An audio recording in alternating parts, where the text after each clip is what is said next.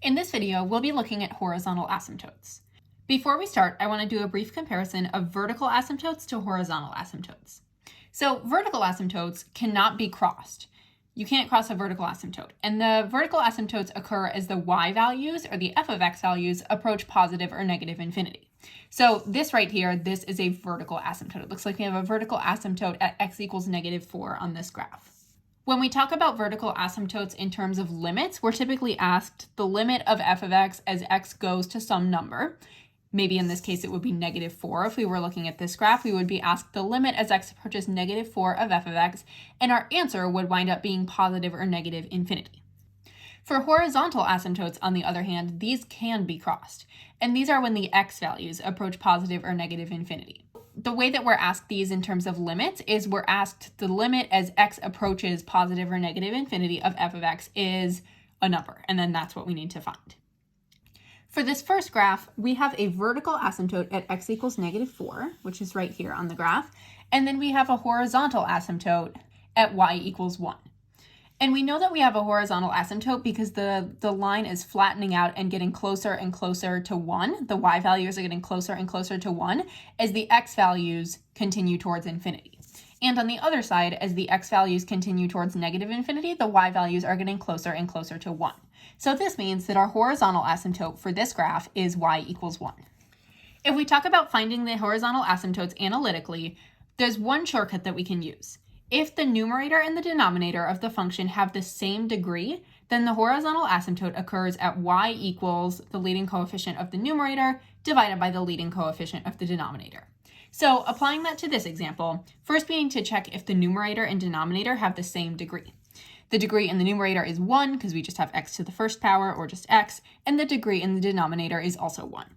So this means that our horizontal asymptote occurs at y equals 1 over 1, or y equals 1. And this confirms what we found when we looked at it graphically. Being asked to find the horizontal asymptotes of a function is the same thing as being asked to find the limit as x approaches positive or negative infinity. The only difference is that if you're asked to find the horizontal asymptote, you need to write your answer as an equation, like y equals 3. But if you're asked to find the limit at positive or negative infinity, you can just say what the value of the limit at positive or negative infinity is. So as we saw in the previous example, when the degree of the numerator and the degree of the denominator are the same, we can use the rule that the horizontal asymptote occurs at the leading coefficient of the numerator divided by the leading coefficient of the denominator. So in this example, we have f of x equals -2x cubed plus 4x squared minus 9 over 4x plus 8x cubed minus 2. The degree of the numerator in this case is 3, because it's our largest exponent, and the degree of the denominator is 3. That means that we can use this rule. Our horizontal asymptote occurs at y equals -2/8 or at -1/4. Our graph confirms this because as the x values approach infinity, as the x values get increasingly large, the y values approach -1/4 on the right side, and on the left side, they also approach -1/4 as x gets closer and closer to negative infinity. Another way that we can think of this, remember that being asked to find the horizontal asymptote is the same as being asked to find the limits at positive or negative infinity. So we could also think of this as being asked to find the limit as x approaches infinity of f of x. And as we can see on the graph, as x approaches infinity, f of x approaches -1/4. As x approaches negative infinity, f of x approaches -1/4. So two different ways of writing it, but it's really the same thing. Horizontal asymptotes are the same thing as limits at positive or negative infinity. What if the degrees of the numerator and denominator are not equal? In that case, we have two methods we can use to find the limits as x approaches infinity and negative infinity.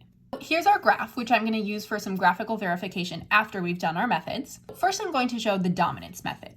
The dominance method involves taking the term with the highest power in the numerator and dividing it by the term with the highest power in the denominator. We're going to approximate f of x. We're going to say f of x is approximately x squared over 4x. And the reason that we do that, if we have the limit as x approaches infinity of x squared minus x plus 3 over 4x minus 2, our go-to is always direct substitution. So we would plug in infinity for x, even though infinity is not a real number that can be plugged in. And at this point, we're only going to care about the terms that are most impacting the value on the top and the bottom. If we have a 3 at the end, but we're already talking about infinity squared, which is really just infinity, infinity squared is such a large number that adding 3 to it is just going to have a very nominal impact. So we're going to only consider this to be infinity squared over 4 infinity. And that's how we use the dominance method. We approximate what the value of the function is using the terms that are going to have the greatest impact on the overall value of the numerator and denominator. So if we approximate, we say limit as x approaches infinity of x squared over 4x. Then we can cancel out an x from the top and the bottom. And we get the limit as x approaches infinity of x over 4. If we take infinity and divide it by 4, it's still infinity because it represents such a large number. So this means that our limit as x approaches infinity of f of x equals infinity. We're going to use the dominance method to also find the limit as x approaches negative infinity of f of x. Because when we're asked to find the horizontal asymptotes, that means that you need to look at what's happening on the right side and the left, because there's a chance that they could be different. So we've already approximated our function to be x squared over 4x using the dominant terms. So now we will find the limit as x approaches negative infinity of this. Now I'm going to cancel out the x squared. And again, it becomes limit as x approaches negative infinity of x over 4. So if we have an extremely large negative number over 4, that's going to be negative infinity. So we know that the limit as x approaches negative infinity of f of x is negative infinity. We can also use a strategy called the analytical method. The analytical method involves factoring out the highest power of x. So I'm going to recopy my function down here. I'm going to rewrite it as limit as x approaches infinity of x squared minus x plus 3 over 4x minus 2. And now I'm going to factor out the highest power from the numerator. So I'm going to rewrite x squared minus x plus 3 as x squared parenthesis, and then if I divide x squared by x squared, I just get 1. If I divide negative x by x squared, I get negative 1 over x. And if I divide 3 by x squared, I just get 3 over x squared. So that is all over, and now I'm going to factor out the highest power here. Highest power is a 1, so I'm just going to factor out x to the power of 1. And it's going to be 4 minus 2 over x. I do need my limit notation on the front here. At this point, I can cancel out an x from the numerator and denominator. So this x is going to go away, and it will just become x to the power of 1 up here, or just x. And now I can use direct substitution. But before I do that, I have some things to cancel out. So if I have negative 1 over an extremely large number, 1 over an extremely large number is just 0. So this is going to become 0. And same with 3 over an extremely large number squared, because if I'm substituting infinity in here, I get 3 over a very large number, which is equal to 0. Same thing happens with my negative 2 over x. That just goes to 0. So now I'm left with limit as x approaches infinity of x times 1 over 4. And now I can actually plug in infinity, or rather think about what it will be. So infinity times 1 is just infinity. Infinity divided by 4 is still infinity. So I get the same answer using the analytical method as I do with the dominance method. And I can confirm this with my graph now. As x approaches infinity, f of x also approaches infinity, because it's just going to keep going up and up and up here. Let's try the limit as x approaches negative infinity with the analytical method. Now I'm going to factor out my highest power in the numerator and denominator. Now I can do that same process that I did up here and cancel out 1x. And now this becomes a 0, this becomes a 0, this becomes a 0, and I'm left with limit as x approaches negative infinity of x over 4. Now, if I plug in an extremely large negative number up here, I'm going to get a very large negative number divided by 4, which is still a very large negative number. So that is negative infinity. This confirms my dominance method, and I'm just going to take a look at my graph up here. As x approaches negative infinity, f of x approaches negative infinity. So I know that I got the correct answer for this. Here's another function, and I'm being asked to find the limit as x approaches infinity and negative infinity. I will start with the analytical method. So first I'm just going to plug in this function for f of x. And now I can factor out the highest power from the numerator and denominator. So it's going to become the limit as x approaches infinity of x squared parentheses 1 minus 1 over x plus 3 over x squared all over, and then I'm factoring out an x cubed from the denominator, 1 minus 2 over x cubed. Now I can think about which of these are just going to go away. So 1 over infinity, because I'm using direct substitution here, 1 over infinity is going to be 0. 3 over infinity squared is going to be 0. 2 over infinity cubed is going to be 0. And I'm also going to simplify x squared over x cubed into 1 over x. So now I'm going to rewrite it as limit as x approaches infinity of 1 over x. And at this point, I know that 1 over infinity, if I were to use direct substitution here, 1 over an extremely large number is 0. So my limit as x approaches infinity is 0. For my limit as x approaches negative infinity, I'm going to recopy these first steps, but with negative infinity. And if I were to plug in negative infinity for x at this point, I would get 1 divided by an extremely large negative number, which is also 0. So my limit as x approaches negative infinity of f of x is 0. Now I'm going to try using the dominance method. So first I'll copy down what f of x actually is and plug it in. And remember, when I'm using the dominance method, I approximate what the function is by taking the thing that impacts the function most on the top and bottom, the thing with the highest degree. So I'm going to approximate this function as x squared over x cubed. So I will have limit as x approaches infinity of x squared over x cubed. Now I cancel out x squared from the top and bottom, and I get limit as x approaches infinity of 1 over x. And hopefully at this point you see that the analytical method and the dominance method actually aren't so different because we're getting the same thing here, but now we just need to evaluate by direct substitution. So 1 over an extremely large number, 1 over infinity, is equal to 0. Now for negative infinity, I'll first copy down the function with negative infinity. And I'm just going to go straight to my approximation here. I'm just going to copy down x squared over x cubed. Now I can cancel out my x squared from the top and bottom. And I have limit as x approaches negative infinity of 1 over x, plug in negative infinity and think about what I would get there, and that would be 0. So my limit as x approaches infinity of f of x is 0, and my limit as x approaches negative infinity of f of x is also 0. My graph confirms this because as x goes to infinity, f of x goes to 0, and as x goes to negative infinity, f of x goes to 0. At this point, I just want to say if one of these methods works a little bit better for you, feel free to just use that one because both of these do work in almost every situation. There are some situations where one might be a little bit easier than the other, but they are both valid methods. List the horizontal asymptotes of each function.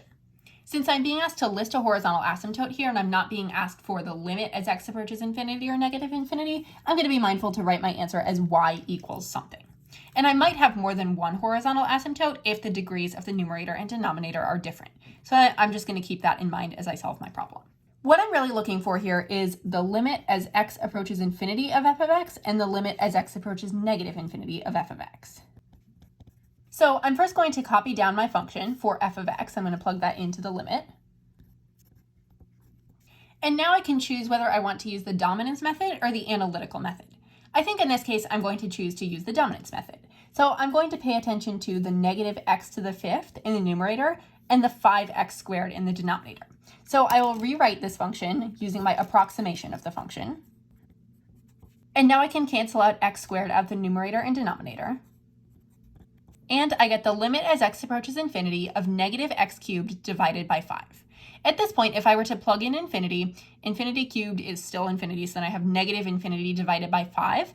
A very large negative number divided by 5 is still a very large negative number. So one of my horizontal asymptotes is going to be y equals negative infinity.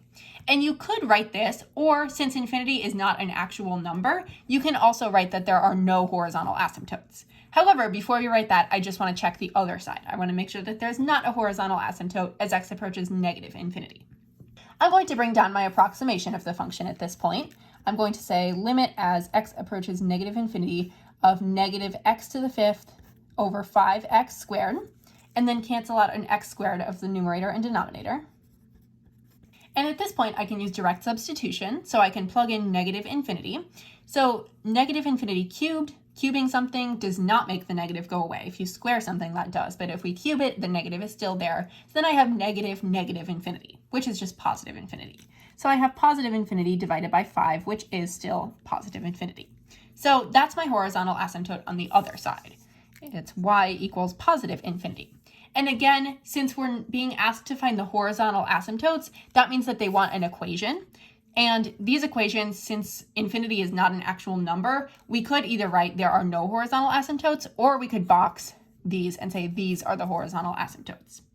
If we were talking about a limit, though, if it was asking for the limit as x approaches infinity, then it would be much more appropriate to write infinity or negative infinity instead of does not exist.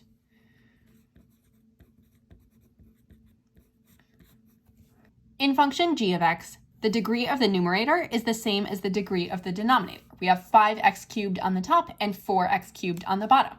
So I could go through and either do my analytical method or my dominance method, but I'm going to use the shortcut here and use my leading coefficient trick. So I know that the horizontal asymptote is equal to 5 over 4.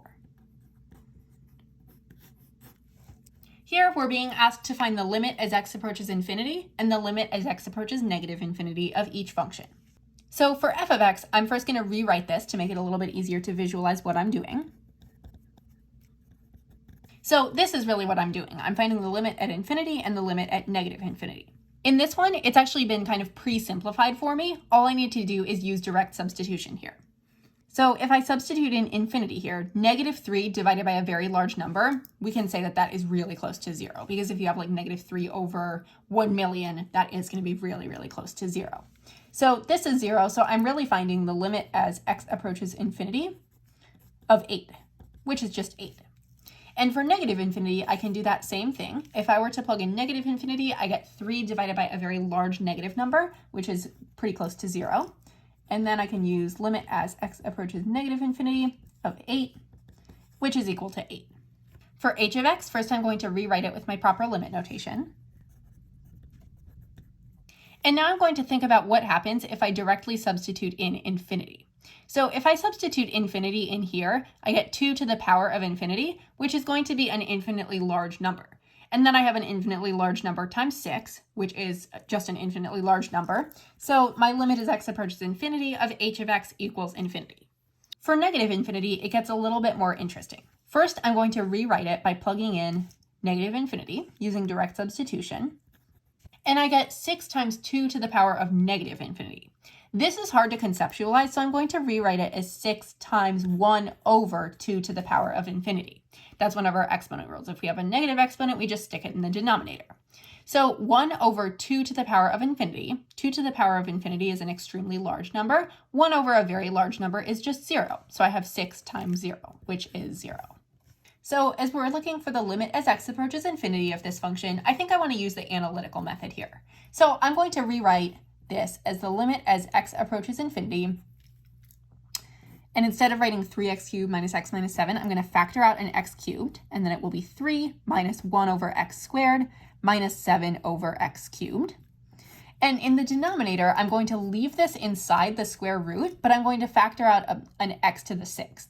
So this will become 16 plus 5 over x to the 5th.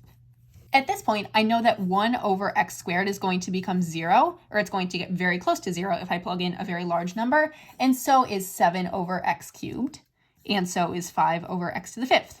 So now I can rewrite my function as the limit as x approaches infinity of 3x cubed over, and now instead of having x to the 6th, I'm going to rewrite this as the absolute value of x cubed. Because if we have the square root of x to the 6th, we know that nothing that comes out of a square root can produce a negative number. So it's going to have to be positive. And then in order to find what the power is, we just divide it by 2. So it's going to become the absolute value of x cubed. So now when I go to rewrite or simplify my denominator, it'll be absolute value of x cubed times rad 16. Rad 16 is 4, so let me just simplify. And at this point, even though the x cubed is in absolute value bars, I can simplify it. I'm going to cross one off from the numerator and denominator, and I would get the limit as x approaches infinity of 3/4, which is 3/4. I just want to clarify here that if you wanted to use the dominance method, you could. I just chose to use the analytical method for this one. So for part B, the limit as x approaches negative infinity of this same function, I'm actually going to bring down my pre-simplified function first. But instead of writing infinity, I will write negative infinity. And I guess I should have written the one that was one step further simplified because we have some more simplifying to do. So limit as x approaches negative infinity, I know rad 16 is 4. So it'll be limit as x approaches negative infinity of 3x cubed divided by 4 absolute value of x cubed. And then when we're working with limits as x approaches negative infinity, this is where you need to be very careful. So I can cancel out the x cubed and the absolute value of x cubed, but when I do that, I need to keep in mind that if I were to plug in a very large negative number here and I were to cube it, I would still have a negative there. So I'm going to put a negative outside the numerator because of that. Even though I canceled, it does make the 3 negative. But if I were to plug in a large negative number into the denominator, into x cubed with the absolute value bars outside, x cubed, that would be a negative number, but then by having the absolute value bars, it becomes a positive number. So even though I canceled, I need a negative up here, but this one can remain a positive. So I can rewrite this as the limit as x approaches negative infinity of negative 3/4, which is negative 3/4. Now I'm going to work through a similar example using the dominance method instead of the analytical method. So for the limit as x approaches infinity of this function, I'm only going to pay attention to the terms that have the highest power here. I'm paying attention to negative 2x to the 4th and absolute value of 4x to the 8th. I'm going to rewrite my simplified function. And at this point, I can get rid of this square root. I can rewrite it as 2x to the 4th, but I'm going to need absolute value bars because whenever you pull anything out of a square root, you know that it's not going to be negative. Now I'll cancel out the x to the 4th from the top and the bottom, and I'll rewrite it as limit as x approaches infinity of negative 2 over 2, which is negative 2 over 2 or negative 1.